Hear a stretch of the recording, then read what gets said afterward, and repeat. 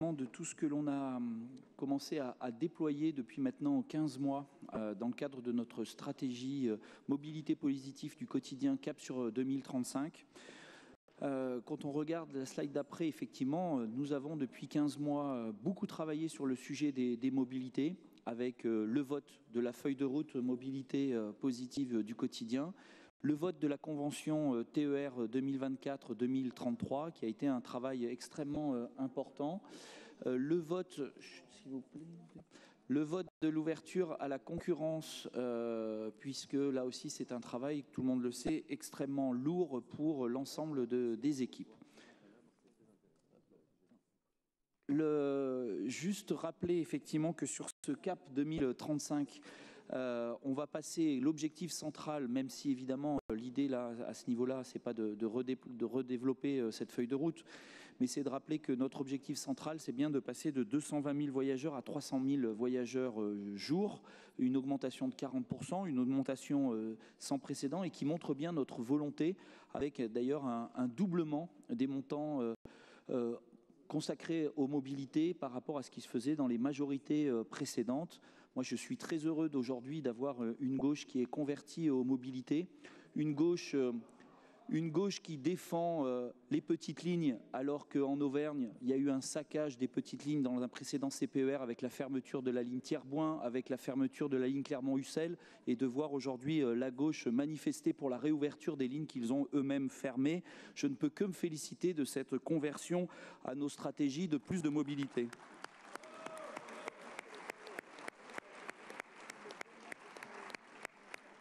Sur cette stratégie, nous avons effectivement pour mémoire la signature de la convention TER qui permet un doublement aujourd'hui des pénalités pour la SNCF en cas de défaillance. Je rappelle qu'en 2016, alors que cette région était sacrifiée en termes de mobilité, nous étions la région classée la pire par l'UFC Que Choisir en termes de qualité de service. Nous sommes aujourd'hui en milieu de tableau avec une progression extrêmement forte et d'ailleurs ça nous fait dans les grandes régions du ferroviaire, nous sommes la première région en termes d'augmentation et d'amélioration de la qualité et le doublement du montant des investissements et par la région des crédits et aussi la stratégie et le poids et tout ce que l'on peut mettre et toute la pression que l'on peut mettre sur la SNCF avec ce doublement des pénalités, effectivement commence à apporter ses fruits et là aussi je me félicite d'un soutien à notre stratégie. Sur l'ouverture à la concurrence, là aussi nous avons fait un travail important, saluer effectivement le nouveau président de la SPL puisque tous ces outils se mettent en place aussi pour préparer la stratégie d'après. La décarbonation des routes, je le rappelle, depuis le 1er janvier, nous sommes dans une stratégie où nous avons récupéré l'expérimentation pour la gestion des 750 km de route et tout cela se passe bien et nous allons pouvoir avancer encore plus demain sur ces routes aussi indispensables que nécessaire pour nos territoires, en particulier ruraux. La signature pour les SERM avec la seule région et 25% des SERM qui sont portés par notre région, 25% des SERM français, 6 millions des 8 millions d'habitants qui seront demain concernés par ces SERM, ce qui ne se fait nulle part ailleurs dans aucune autre région et encore plus dans celle gérée par la gauche qui tourne le dos aux politiques des SERM.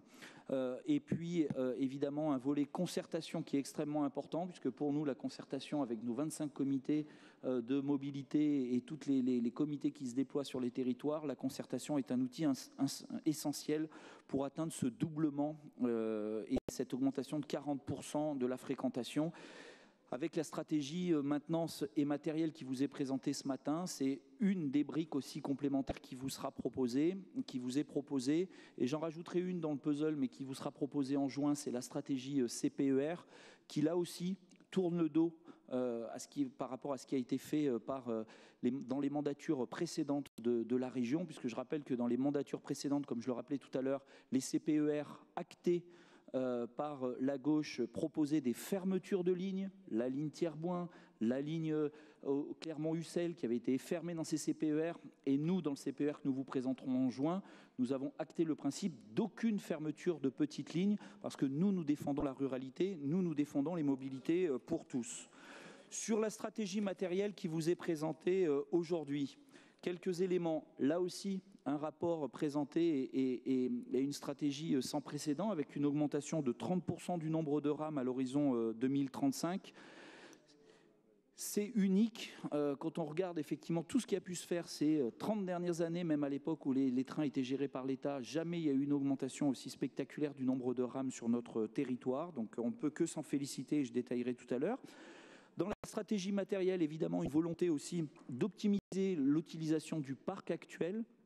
Je rappelle que, par exemple, la proposition que nous avons faite il y a quelques semaines en augmentant de 15% la rotation du matériel sur l'étoile ferroviaire de Lyon, c'est-à-dire à matériel constant, l'augmentant et en le faisant plus tourner, on pourrait augmenter dans l'étoile ferroviaire de Lyon de 80 trains, de plus de 80 trains par jour, le nombre de trains au service des usagers. Nous avons proposé dans le cadre effectivement d'un partenariat comme ça se fait à Strasbourg, comme ça se fait à Bordeaux, nous avons proposé cette stratégie au Citral, nous attendons leur réponse puisque nous partageons et nous proposons un partage des coûts pour cette augmentation significative de services. Là aussi, le rapport de la CRC le rappelle, si on améliore la vitesse de maintenance de nos trains, nous pourrions augmenter de 3% la disponibilité du parc, c'est-à-dire l'équivalent de 12 trains disponibles immédiatement dans notre parc. Donc toute notre stratégie matérielle vise aussi à améliorer cette performance de nos centres de maintenance. Et puis quand nous aurons achevé l'opération Opter, c'est-à-dire la rénovation lourde du matériel, c'est l'équivalent de 10 rames qui seront inclus en plus dans notre parc. Donc vous voyez, ces 10 rames en plus à la fin du programme Opter, cette douzaine de rames si on améliore la maintenance, des trains qui circuleraient beaucoup plus, tout ça viendra s'additionner aux 30% d'augmentation du nombre de rames et donc atteindre la possibilité d'augmenter significativement les services, de passer de 220 000 à 300 000 voyageurs, de multiplier le cadencement, d'atteindre nos termes. Cette stratégie est donc bien ambitieuse. Par contre, pour atteindre cette stratégie, et augmenter le nombre de rames, ça beaucoup l'oubli et malheureusement pour soutenir l'autorité environnementale, ni le fait qu'il nous faut des ateliers plus grands comme à Saint-Étienne. Donc on investit sur nos ateliers, on va investir sur nos centres de maintenance, c'est plus de 250 millions d'euros qui doivent être investis sur cette stratégie 2035 pour augmenter nos centres, la capacité de nos centres de maintenance. Et puis, il ne faut pas l'oublier, c'est aussi ne pas oublier notre matériel ancien, et c'est dans cette stratégie globale à l'horizon 35, investir 1,3 milliard pour entretenir notre parc, et avec notamment les 171 rames qui vont être remises à neuf pour les 20 prochaines années. Si je rentre un petit peu dans les détails, donc vous avez ici les 150 rames qui vont être achetés à l'horizon, qui vont rentrer en plus dans notre parc. Je dis 150. J'ai intégré évidemment les rames qui vont être achetées par la Suisse dans le cadre du Léman Express. Je rappelle que sur l'opération précédente, c'était côté France que nous avions acheté les rames. Cette fois, c'est côté Léman, côté Suisse, pardon. Mais je n'ai évidemment pas intégré, puisque là, elles arriveront dans notre parc après 2035, les 84 rames. Mais comme nous allons les commander pendant cette période à l'horizon 2035, je les ai intégrées, mais elles ne sont pas dans le compte des 150, ce qui fait 1,6 milliard. Et ce n'est pas un simple schéma pour dire que c'est demain, c'est bien évidemment dès maintenant que nous commandons, puisque ce rapport permet d'entériner et d'acter l'acquisition de 10 rames, soit 125 millions d'euros. Et je le redis, ça ne sert à rien de toute façon de vouloir aller trop vite, puisque si on va trop vite, nous n'aurons pas les ateliers de maintenance et nous allons nous retrouver dans la même situation qu'aujourd'hui avec les délires de l'autorité environnementale sur Saint-Étienne, dans les mêmes situations, c'est-à-dire des trains qui auraient pu être livrés, mais notre incapacité à les faire rouler et donc notre obligation de les louer aux régions voisines pour avoir effectivement au moins un minimum de rentrée d'argent. Donc il nous faut bien faire évoluer l'ensemble de la stratégie matérielle, l'ensemble de notre outil industriel ferroviaire dans un même tempo pour augmenter la capacité de notre réseau à absorber cette augmentation de jours. C'est important de le souligner parce que ceux qui prétendent que l'on peut demain matin rajouter 30 trains et ça sera simple, ben non, puisqu'on ne pourra pas les entretenir, donc on ne pourra pas les faire livrer. Donc c'est bien tout l'outil industriel qu'il faut upgrader au fur et à mesure dans notre stratégie. Les 10 rames que nous commandons aujourd'hui même, c'est 125 millions d'euros, vous le voyez, pour le renfort de l'emport dans plusieurs étoiles ferroviaires, mais aussi le terminus de Brignoud, mais aussi la nouvelle desserte de Lyon-Mâcon, mais aussi l'ouverture du Teil. Voilà à quoi vont servir ces 10 rames que nous commandons aujourd'hui. Et puis, puisque c'est important, et pour être en toute transparence, évidemment, c'est l'acquisition de 150, mais aussi il va y avoir dans le même temps des rames qui vont être radiées, c'est-à-dire qu'en solde, c'est 115 rames en plus, dont 90 qui seront propriété de la région, puisqu'il y a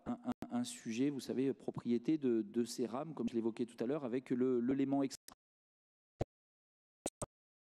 du parc d'automoteurs et même 30% en incluant les rames Léman Express que j'évoquais. Donc ce tiers d'augmentation, c'est du sans précédent au niveau de notre parc et nous portons la plus grosse ambition en termes de matériel de toutes les régions françaises, en dehors bien sûr d'Île-de-France, et je crois qu'on peut en être particulièrement fiers.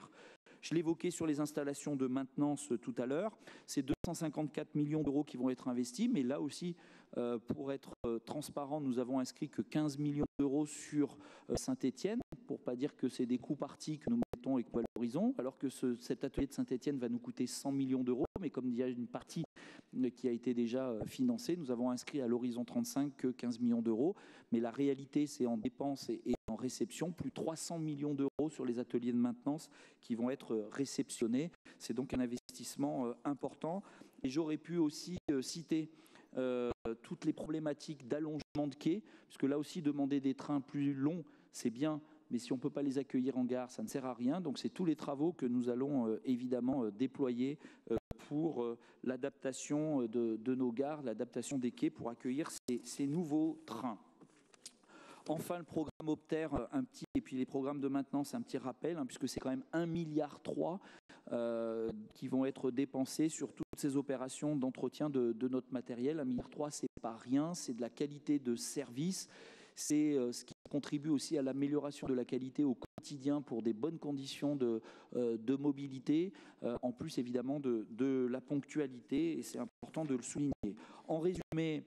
sur ce tableau, 1,6 milliard pour l'acquisition du matériel, 250 millions d'euros pour moderniser l'ensemble de notre outil de maintenance, 1,3 milliard pour moderniser notre matériel existant. C'est 3,150 milliards qui vont donc être investis à l'horizon 2035,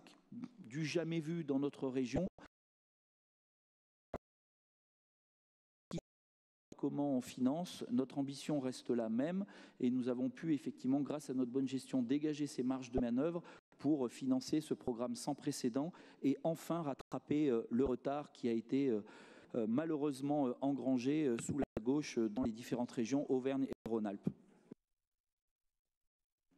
Merci beaucoup, Monsieur Aguilera. On va passer à l'avis de la Commission de transport, Monsieur Sautarel.